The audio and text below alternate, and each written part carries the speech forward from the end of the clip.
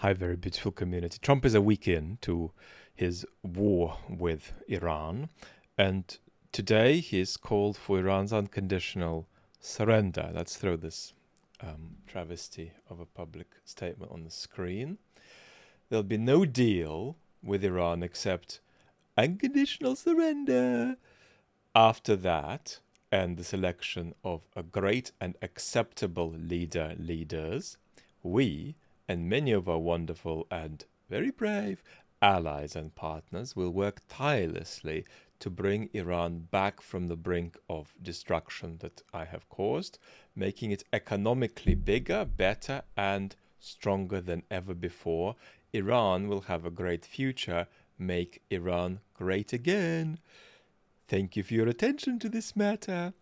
And I think separately he posted again just the two words, unconditional surrender. So I have got a cup of coffee, which I have about twice a week. And I just want to have it with you and just ground us about what the hell this is and where we're at a week in and what the statement means from Trump. So I have no idea what I'm going to say. I'm just sitting up. After a few hours ago, I tried to reach for a book on the shelf. It was a bit too high. I was reaching from my wheelchair, and I had a sort of 5-6 hour microvascular crisis after that. So now I'm just sitting up. I, in a self-destructive way, made myself a cup of coffee from the wheelchair. And so it's a treat to be with you, and let's try to ground ourselves really well, but I'm just going to talk to you as though you've been teleported here and we're going to have a 10-15 minute coffee together. I have no idea what I'm going to say, but I think because a lot of you are freaking out about what is going on, that's actually even better. I'm beginning to also put together thoughts for a main channel video, potentially on Trump's Iran war. So I'm trying to think of what are the most important big picture takeaways for us. Now, that statement from Trump doesn't mean anything. Specifically, it doesn't mean that he's actually calling for unconditional surrender. The Trump administration does post-truth communication, and we know very well what that means. We know that that's not lies. We know that that's just saying stuff to undermine faith you might have left in the difference between lies and truth. That's the story with the preemptive strike argument. In other words, it's not the preemptive strike argument of the post-truth kind that we got in 2002 with Iraq, which was a bit of wishful thinking, make-believe, deception, and so on. But it was essentially not post-truth communication, but post-truth communication is already beginning to come into it with Iraq, because in the run-up to Iraq, 2002, you're already beginning to get contradictory messages. But that's new, and it's still subtle, and most people are not doing this consciously. Today, it's different. You're not even meant to believe the preemptive strike idea. It's just put out there to sort of volumize a plurality of contradictory messages in information environment and sort of depoliticize you. You're not meant to believe the stuff Trump administration says. The stuff that you can believe is that they're getting off on what they're doing. That you can believe. And what you also can believe is when you get hesitation or changes in tone from them, that's a product of the fact that this is not going as they had planned. Right. So, create a very large gap between what Trump puts out there and what Trump might do. That's not because of Trump explainers out there who think that there's a really coherent strategy beneath the post-truth communication. There isn't. In fact, there is, at the moment, a twofold psychological situation in Trump and his circle. One is still elation about the sort of positive but also the destructive omnipotence of their attack on Iran. Look at how much we did, look at how big it was. But also look at how bad we are and look at how much we can destroy. right? And that ad on the White House account with explosions and clips from Hollywood heroes and villains and sort of calls for ever greater extent of things blowing up, that is not unreflective of how Trump, but not just Trump, feels about what's happening. So there's a kind of video gamification of this, and a kind of neo-fascicized getting off on action that causes stuff to blow up in the world, irrespective of what the consequences are. And so it's okay to trace that historically and say that does come from the 19th century romantic concept of self-creation. But it is a kind of fake version of it. It's not just a distortion of it, because you can distort something and turn something that is neutral or benign into something destructive. That's not just a distortion of it. It's also a kind of falsification of it. It's a kind of a if you like, a fast food substitute for the real thing. But it does descend from 19th century ideas that then run through fascism, which roughly say that very, very big and very virile action is power, and power is truth. So they're very much getting off on that, and that's part of what's going on, if you like, in the collective head of the Trump administration. The other thing that's going on is panic and an attempt to subdue the panic.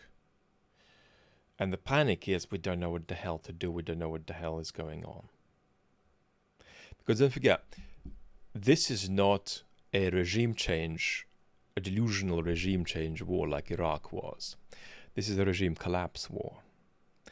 Now, somebody might say, you know what, isn't regime collapse war cleaner than regime change? Because regime change wars are based on such delusional thinking about how transformation is actually going to work in a particular country on which you've unleashed violence. It might already have had a lot of violence happening inside its borders anyway. It's based on such a sort of tissue of delusion, regime change war, that it's effectively just like regime collapse war, only with a bogus justification added in. And I think there is some value to that point, but it also misses something important, and that's that there was a kind of professionalized seriousness, as well as a lot of unseriousness, but there was a lot of professionalized seriousness in the Bush administration. These were people who thought that they should try very hard, even though they got it so wrong, to deal with reality as it is. Right? They had ideas about how Iraq moves from A to B. They were ignorant ideas, they were shallow ideas, they were based on all kinds of ideological hubris and self-serving hubris of a more practical kind. But there was thinking there, and there was a kind of a professionalization of the process, professionalization of the scenario building, professionalization of the build up to the war, professionalization of thought about each stage of the war, and that's all absent. And there's a kind of a giddy, giggly, disinhibited, really ugly joy that the Trump administration is experiencing in not knowing what they're doing, reveling in not knowing what they're doing. And so even though there's something more honest about the regime collapse, we're just going to see if this thing collapses and God knows what comes next. We have a hope, and the hope is something like Venezuela happens. The regime cracks in a certain way that somebody or somebodies emerge and talk to us and then work things out in our favor. But that's the extent of the strategy. So it's essentially a regime collapse, hope for the best strategy. It's more honest in some ways, but it's much more politically toxic because it almost incorporates post-truth, not into communication, but into how you approach action itself. You know, thinking about the world as it is, quite aside from the issue of whether we lie about what our thoughts are to the general public, but thinking about the world as it is for losers. So there's something destructive and even gleefully self-destructive in regime collapse war that there isn't in regime change war. And so Trump genuinely has no idea what he's going to do. Don't underestimate the extent to which this war can spread and deepen and last a very long time. All scenarios are open. And also don't underestimate how limited the understanding of the regime is. I've got a few letters in the last few days, quite a few actually, from people saying, look, behind the scenes there's going to be a professional bureaucracy working on this, and there's going to be scenarios built. And these are people sort of typing from their office or from their kitchen or from their living room things that just aren't true about the world. Just they're sort of wishful thinking poetry, these letters.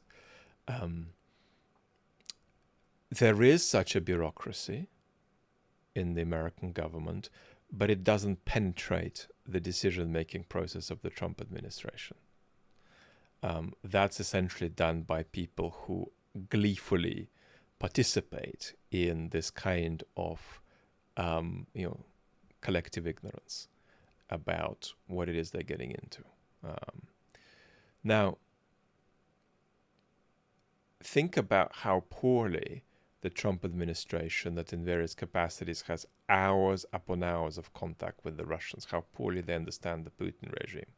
Some better than others, right? But a lot of them understand it really poorly, and Trump doesn't understand it at all. Think of how badly Trump's going to understand the Iranian regime. It's impossible. It's impossible. Plus, Trump's racist. You need to have overwhelming power, like the Chinese do, for him to develop even half an interest in understanding how things work for you. He's quite frankly not just too impulsive and too inattentive and too self-absorbed to understand Iran. He's also too racist to want to understand Iran.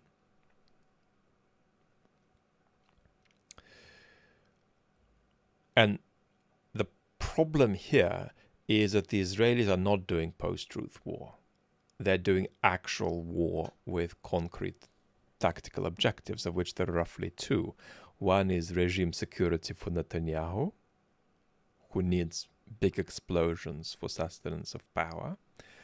And the Israelis do fancy Iran not existing in its current form, which would mean that they really wouldn't mind if Iran collapsed as a state.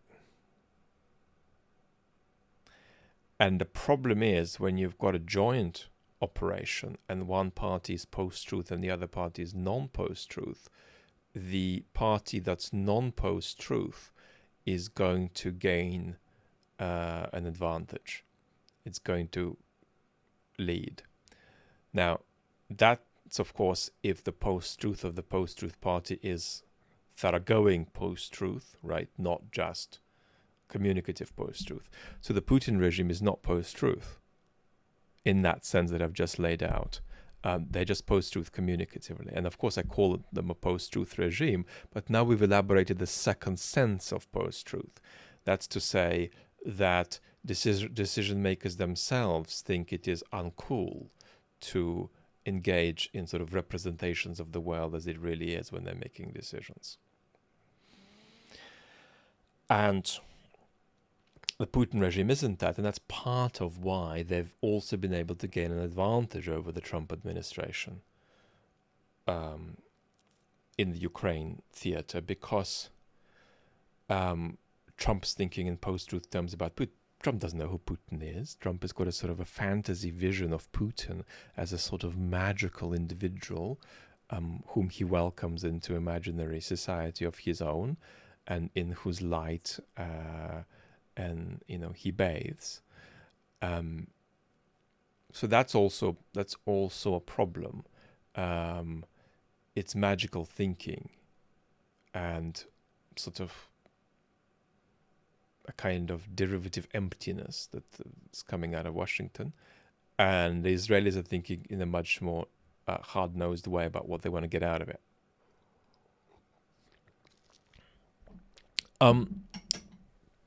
One of the things I suffered personally, terribly, and I'm joking, of course, but I suffered terribly, is that just for a brief period, one of the 3 degrees I tried my hand at was a postgraduate degree just before I got ME in 2003, where I ended up doing something I absolutely hate for a while, and that is comparative politics. And the thing about comparative politics is that historically it's a very, very unhealthy discipline. And the reason that's unhealthy is a kind of a mirror image, in a way, or a reverse mirror image of the way that my own discipline is unhealthy, which is political philosophy. And so we risk being unhealthy because we are very normative, and we ask big questions and sellotape practical examples to them, but we're really not talking about the world as it is.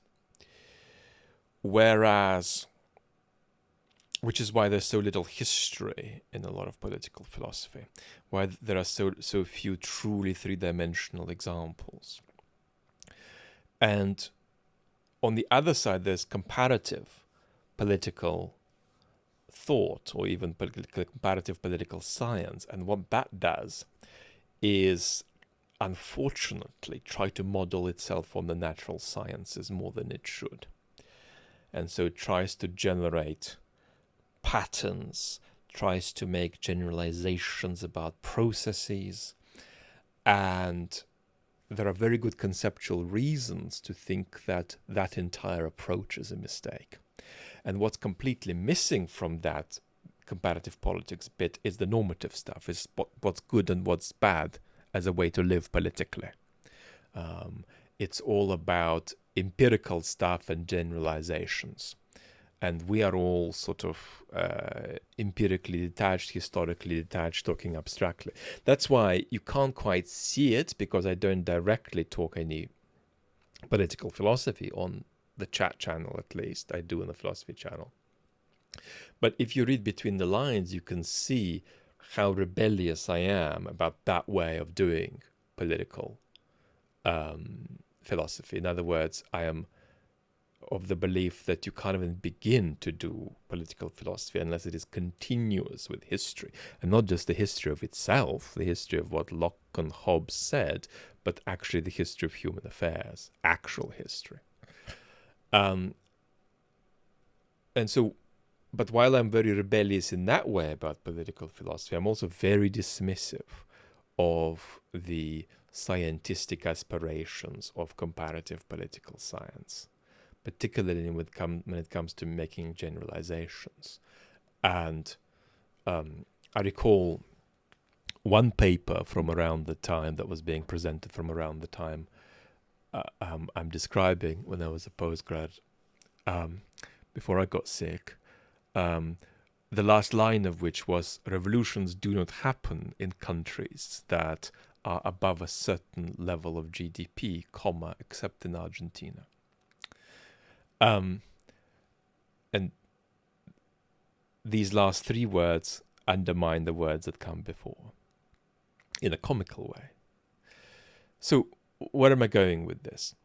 I'm going here really with the thought that we've got to be extremely careful about academic literature telling us what's going to happen next in Iran, and specifically what are the odds of democratic life occurring in Iran after Trump's bombardment.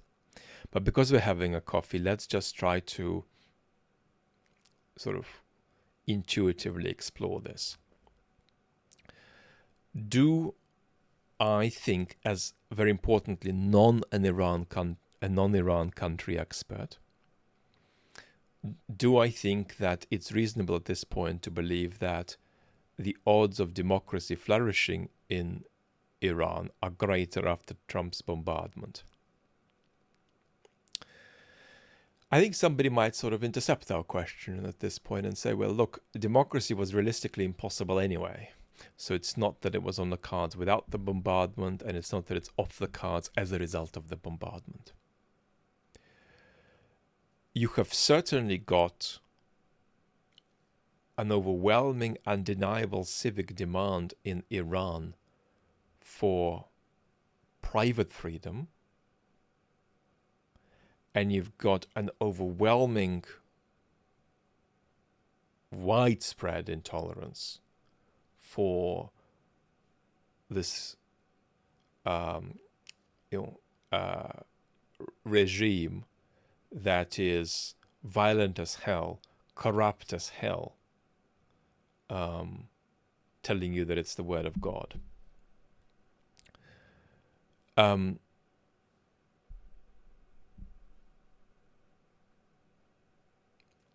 So even at the level of what folks want on the street, if you just try to sort of roughly tally up what vibe you'd get from them on the doorstep, it's not clear that people are going to start with thoughts about, counter-majoritarian institutions. They're probably going to start with thoughts about other countries in the Middle East that are authoritarian but stable and do roughly allow you to do what you want, watch what you want, maybe not always dress like you want, but travel where you want, and so on. And regimes that are able to run the economy without running it into the ground.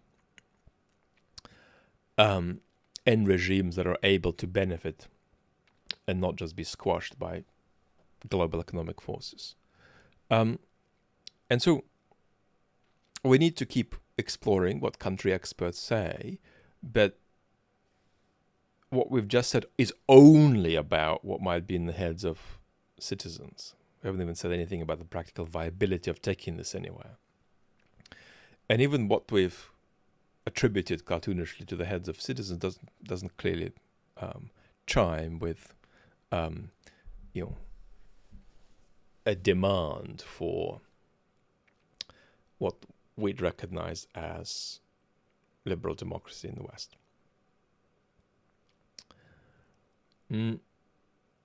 So, however, if you take that off the table, the question that really comes on the table is, people at least want a government that's not a bloody enemy of theirs. So they want something that's more legitimate, because this regime doesn't have legitimacy. It has a degree of support, but cumulatively in the population, it doesn't have perceived legitimacy anymore.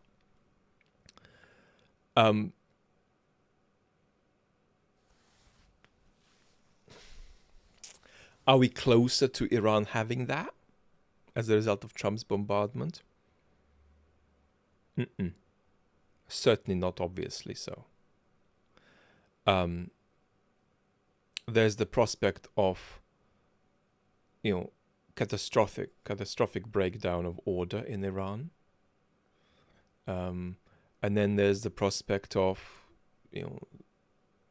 something emerging out of this regime to replace its current incarnation. But we don't know how good or bad that's going to be relative to what we've just had. So things could be a bit better as a result of what Trump did. Things could be a lot worse. We don't know.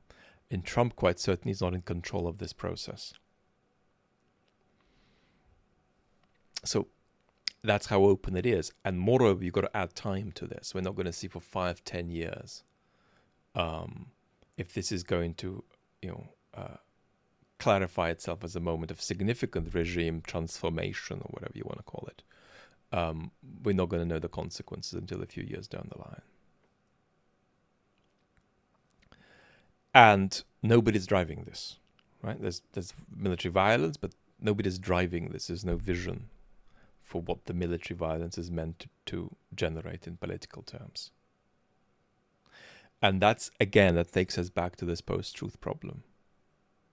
Because ultimately, just like Putin isn't real for Trump, he's a sort of a fantasy character that's at a big distance from the real Putin. So Iran isn't a real country. It's just a sort of surface for Trump onto which he excretes things and from which he derives certain kinds of narcissistic supply about how powerful he is or how destructive he is, or both. We talked in that video on the main channel a long time ago about Trump's narcissism.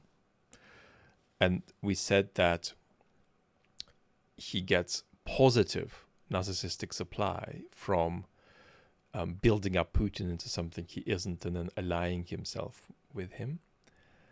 And then he also gets negative narcissistic supply from, for instance, diminishing Zelensky and sort of demonstrating himself as the master of Zelensky's destiny in a way that shows that you can do whatever you want to him without any consequences. And unfortunately, the theatrics of war presidency give you both kinds of omnipotence, a kind of malevolent omnipotence and a kind of all-powerful, glorious omnipotence. So we're not in a good way, and unfortunately, as our democratic institutions degrade, we're going to see a lot more really, really erratic behavior from our leaders. And when we think of erratic behavior, we are not saying that somebody's behaving irrationally. In a certain way, Trump is being very rational. If you've got a narcissistic personality disorder, you need to pursue the goals you need to pursue, and Trump is pursuing them very consistently. There's just a process where it's never enough, and he needs to go further and further and further and cross new and new thresholds, which is one of the big worries about the rest of his term in power. And it's also a worry about his, efforts to stay for a third term. But roughly, he's acting rationally. This is what somebody with a lot of impulsivity, monofocus, and a big narcissistic personality disorder would do. The trouble is that it's not rational when it comes to questions like, what does the United States want to get out of Iran? And it's not that these questions don't arise in the way these guys talk to each other. They arise. But they're secondary to these psychological impulses, I'm afraid. So Trump is certainly capable of saying, yeah, I wish something happens like what happened in Venezuela. Trump is certainly capable of saying, can I have some of Iran's resources? Can I have them as a state, or can I have them as a private individual? How can I get into this? So there are absolutely these avaricious, what we call hyper-neoliberal expectations. But in the end, you couldn't really tell the story of what Trump's doing unless you put in first place, there could be other things in second and third place, but unless you put in first place a narcissist's attempt to self-regulate. So it's essentially Trump's coping techniques for the what would otherwise be the unsurvivability of his own mind for him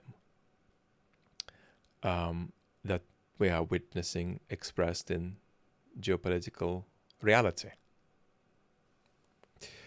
One of the things that's really dangerous is when actors like that act without understanding, as is inevitable for them, that other actors with whom they might be in confrontation are ultimately real. And so Iran is in many ways in an asymmetric dynamic with the United States, both in an inferior and a superior way. It's inferiorly asymmetric because it is so weak compared to the United States. It is superiorly asymmetric in the sense that Iran can do certain things like the United States can't, like wait, take a lot of damage, and persist.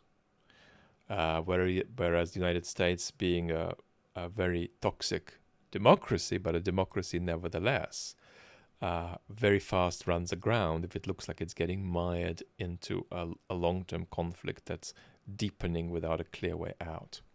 So, the Iranian regime are in survival mode, and they are keen to put that pressure on the U.S. administration and see what they do. And from what we're seeing right now, they don't know what they should do.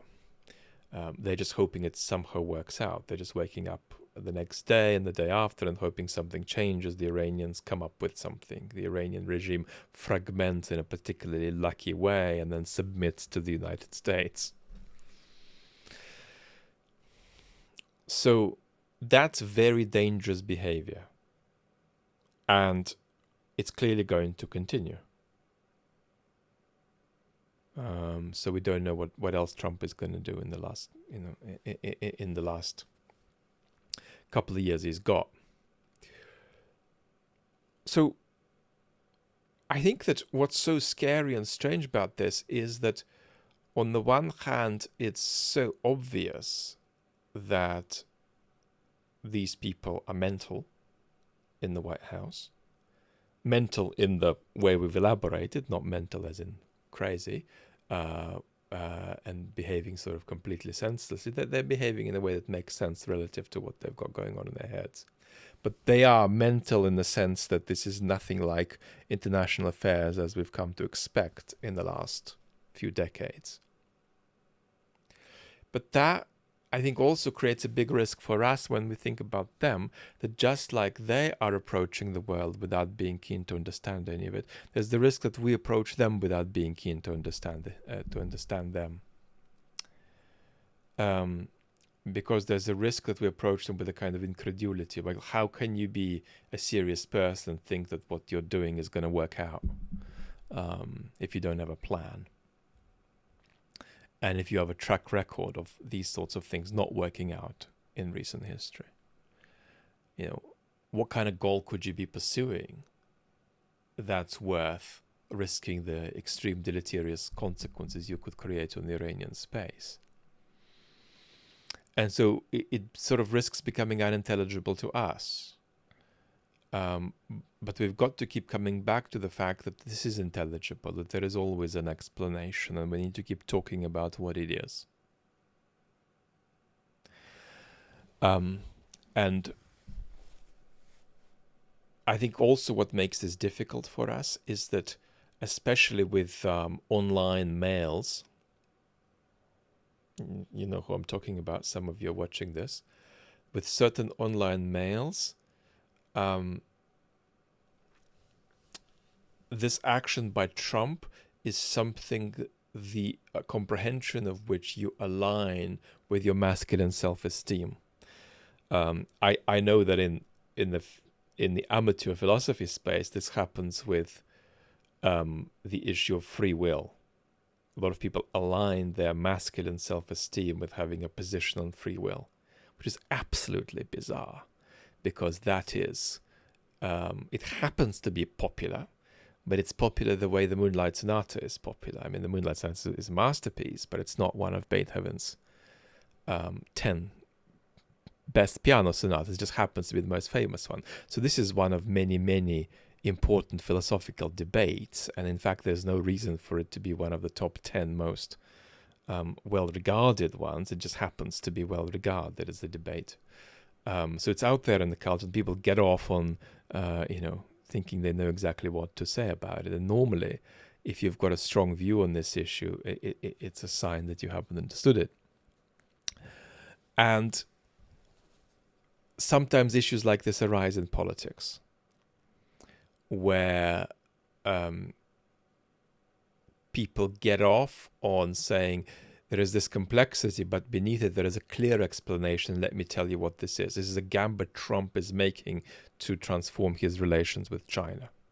Or this is a gambit that Trump is making to generate this particular result in the Middle East. Or even this is a gambit Trump is making to stabilize his authoritarian project in US domestic politics. None of that is true. And so there is a temptation to tie your identity and your self-esteem to an explainer on this, which then makes you very, very disinclined to take seriously the psychological drivers of this, and then take seriously the partially present, but certainly sort of located in disarray, political drivers for this. And I think it's just when political action becomes so dissented relative to what we've come to expect, and so debased in many ways, and so cartoonified, you begin to think, well, the surfaces mustn't be the equivalent of what's beneath. What's beneath must be much, much better orchestrated and systematic and thought through. No, it isn't. It isn't. These people have absolutely no idea what they're doing. And partly they're in love with that state of affairs. Which, just hugely dramatizes the possible set of inadvertent circumstances. Now, a lot of you have asked for thoughts on the Russian involvement and the Russians allegedly helping Iranians with targeting and so on, and whether that's going to, literally, we've been through this 20 or 30 times together. Is this latest event something that could or couldn't turn Trump against Russia? And the answer is no again. But I think many of you are exploring if this might be something that does it, and I would recommend against that. He could say some things, but that's not going to be followed. It's not likely to be followed through by any practical consequences. And one of the other absurdities about this is that we do genuinely have an imminent security challenge in the West, and that is the Kremlin. But we're not focusing on that. So I think that the craziness of it in the way that we've tried to capture it is something that opposition political figures in the United States and journalists need to start taking seriously. It's 1 week of this attack on Iran, and we're still talking about it as though Trump has a plan. We're still talking about it as though Trump understands what's going on in Iran and what he might be trying to achieve. We're still talking about it as though even if Trump didn't have a plan, he had some sort of general values and principles that apply to the way he does international affairs. We're still getting endless journalistic coverage of the supposed conflict between what Trump has done in Iran and the fact that he's been saying for years that he doesn't like to do regime change wars. There is no conflict whatever there, because what Trump is doing is not a product of opinions and beliefs it's a product of psychological needs that need to be met. There is no conflict there, really. Because the fact that he's doing Iran is nothing like a sort of a practical manifestation of a counter statement to the earlier statements he made, which contradicts the earlier statements. That's not what we've got. And so there's absolutely no point debating whether Trump has changed his mind about this or not, or whether this is a violation of Trump's own principles with which he'll stick or to which he'll revert, blah, blah, blah, blah, blah. All of that is an excessive sane washing and excessive normalization. And so we've got this situation where professional responsibility calls several professions involved in our public life to not sane wash what is happening. But what is happening is so deranged that the temptation is to sane wash it. And so sometimes responsibility requires boldness, and this is one of those, and calling things as you see them. And this is one of those times. Thanks for sharing the coffee with me. We'll be together soon again, beautiful community. Bye-bye.